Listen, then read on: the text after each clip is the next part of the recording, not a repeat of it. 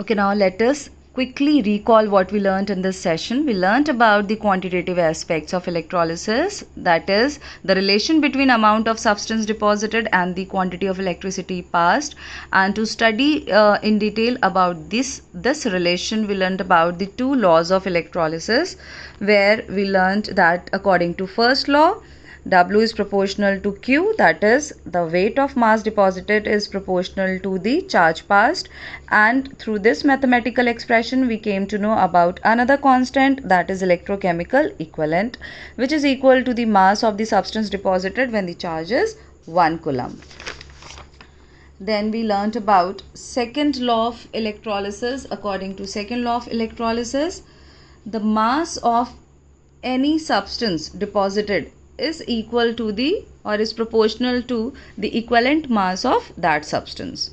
As you can see here, I have taken two electrolytic cell connected together, and in one cell I took AgNO3 and in another cell I took CuSO4. So accordingly the formula, a general formula is mentioned here.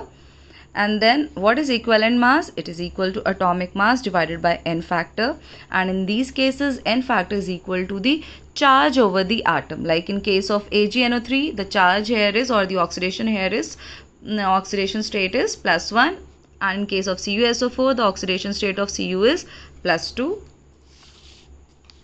Then we came to know about Faraday. What is 1 Faraday? Please repeat with me, children. It is equal to the charge present or charge carried by 1 mole of electrons. The value is equal to 96500 coulomb per mole. Then we learned how to calculate the value of Z,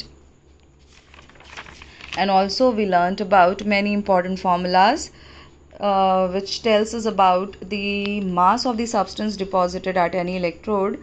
In first case it is related to the atomic mass, and second case it is related to equivalent mass, and then the last formula is about the number of moles, calculation of number of moles when n factor, Faraday, current and time is given to you. So these are the important topics that we did today. I hope you understood the today's session, and I hope you are also writing the notes along with me. You are writing and understanding together like the way you do in your class. Thank you, children. Have a nice day.